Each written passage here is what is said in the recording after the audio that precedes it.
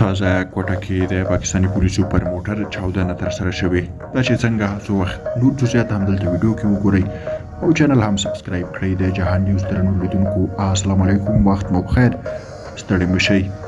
د پاکستان د بلوچستان ایالت په کوټي ښار کې د پولیسو پر موټر د ماین چاودنې په پیښه کې یو پولیس وژل شوی او 9 تنه نور ټپیان شوي دي.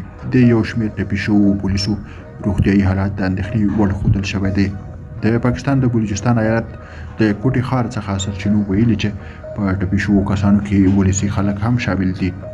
د یو بل خبر له مخې د خیبر پښتونخوا ایالت د ملکند ولسوالۍ د چترال په بمبورت سیمه کې وسلوالو پر پاکستاني پوځیانو برید کړی چې په پایله کې 2 تنه پاکستاني پوځیان وژل شوي دي.